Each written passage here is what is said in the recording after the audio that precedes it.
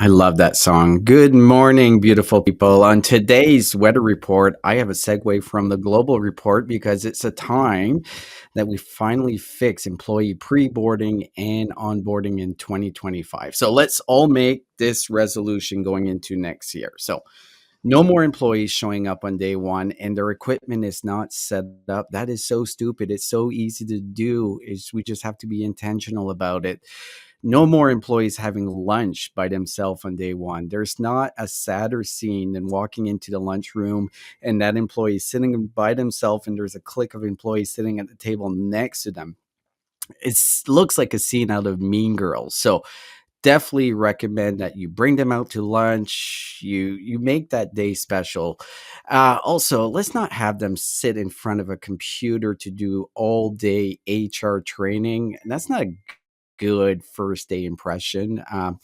Obviously, we all have to do that training, but let's spread it out a little bit. I definitely think we can do better. So, how about we do this? We plan beyond day one. What does the first 90 days look like? How do we make it personal? How do we give it that personal touch? Let's get some nice swag on their desk or shipped to their home if they're working remotely. Let's go shake their hands, introduce ourselves. Let's make sure they feel welcome. And let's leverage like real basic technology and make sure that they have all their forms, their document, everything signed off on day one so they can actually start working and start onboarding right away. So I can't emphasize this more. Proper onboarding is absolutely critical. So your first impression counts. Like we've all started a job on day one and it's really crappy onboarding, like it's disjointed and we're like, did I make the right decision? Should I join this company? We can avoid that.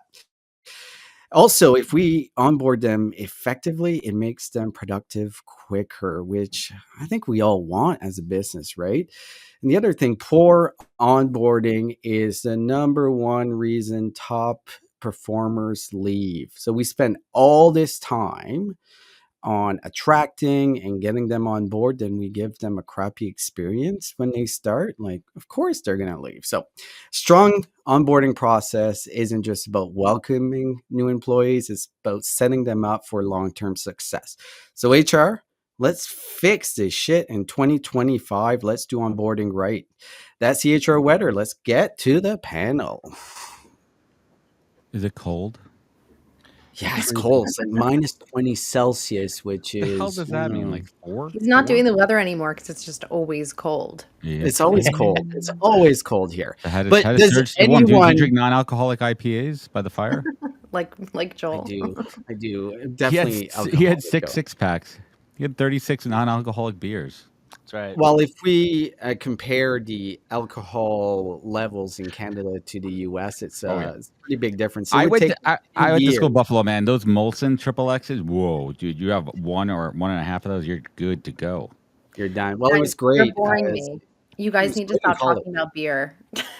But right, like I mean, we talk Okay. about candidate. Like, back to candidate experience, Yes. man. Like again, like it's a theme. It's about why is it so hard to do something so simple right? Well, how about we do this?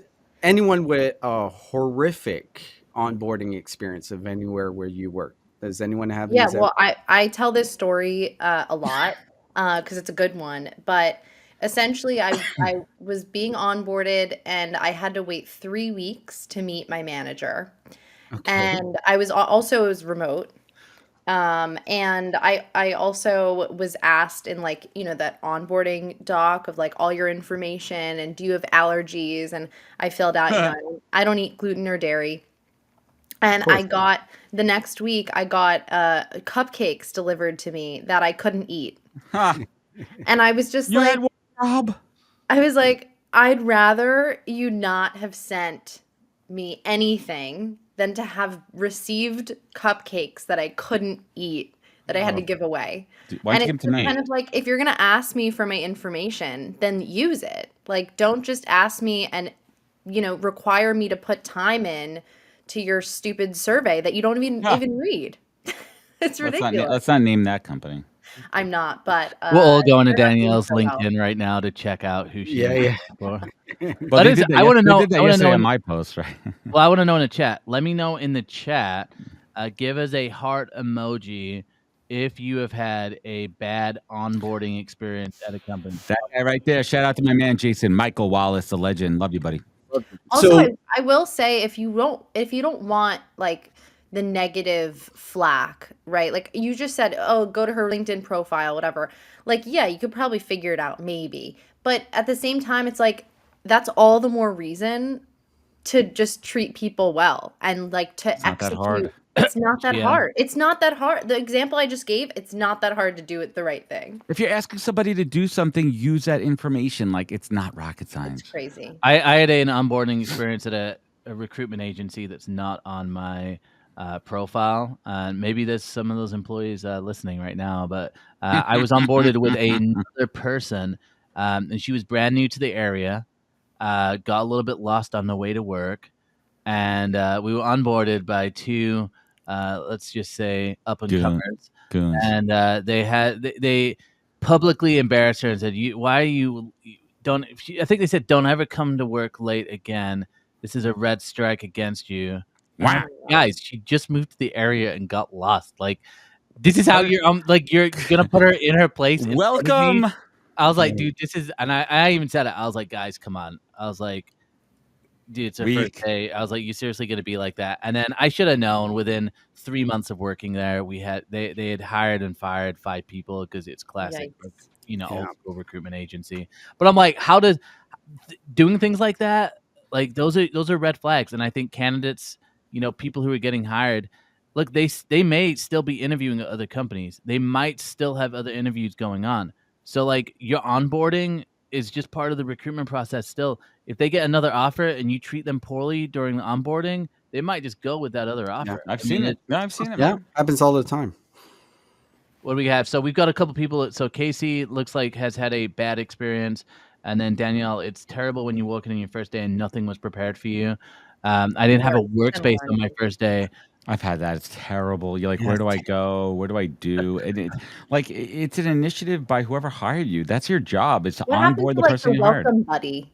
Or the Can we welcome do the basket. welcome buddy system again? The welcome buddy thing is real. You do it with somebody that's not on your team, someone that you could ask kind of off the record questions to, and like, hey, where's the best place for lunch? But more stuff like, hey, what's it like working with this? What do I need to know about like the leader? What's the best way to approach HR if I have a situation? Who should I know?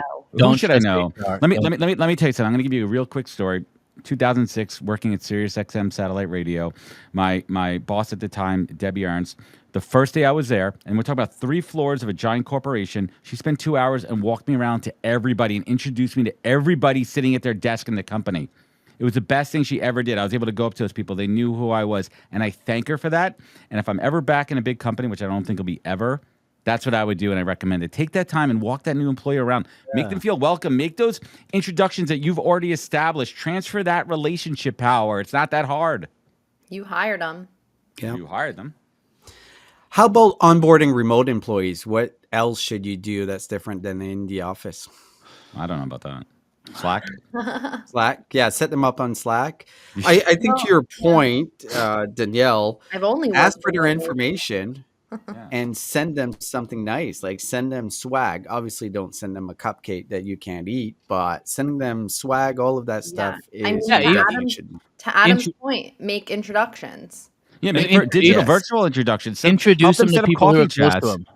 Right, another- Introduce them, exactly. Right, like set their schedule, and I've seen this done well too, is where you set that schedule for the first week or few days where it's all quick 10-minute intro calls. And it's mandatory in the company. If someone's joining your team, even if you're not their direct, supervisor, that you can have a quick, even 5 minutes. Hey, Danielle, I'm Adam. Welcome to the team. Here's what I do here. Looking forward to having you. Where you're coming from. Have that just connection face to face before you just go straight digital. And I would also say, reinforce it amongst your team that they are part of the onboarding process. Like, they are a crucial part because they're a friendly face. Now this person is gonna, come and rely on them for something, or, you never know what people are going to attach to and based on what commonalities you have with them.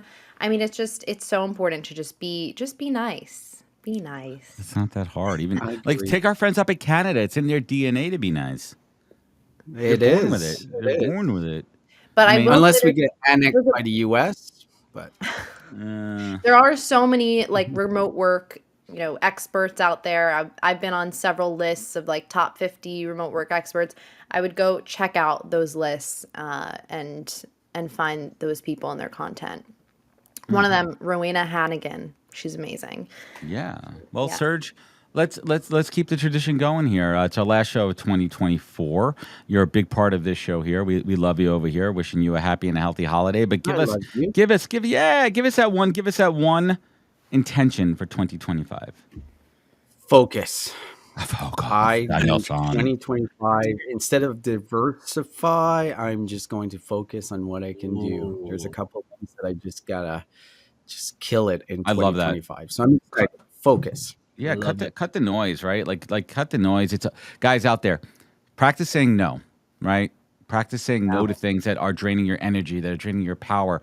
And it's simple things. Like you don't have to say yes to every request. Yeah. You don't have to say yes to every phone call. You don't need to do every single live show that somebody approaches you on. I mean, except for the podcast end of your show. I mean, that's a tradition. We don't say no to that, right? Joel, 4 years we've been doing that. It's great. It is great. Danielle's making her premiere here, and Serge, if I like you, Yeah, why into is next Serge year, not on there? because I don't Yeah, like him enough. I haven't spent next year. No, maybe next year, Adam. Maybe. So, Serge, we want to thank you so much for your contributions to the HR Morning Show and to this community here. Everyone, please follow Serge. Check out all the cool things that he's doing over there. Serge, we thank you. We appreciate you. Happy and a healthy New Year. Let's keep the show rolling.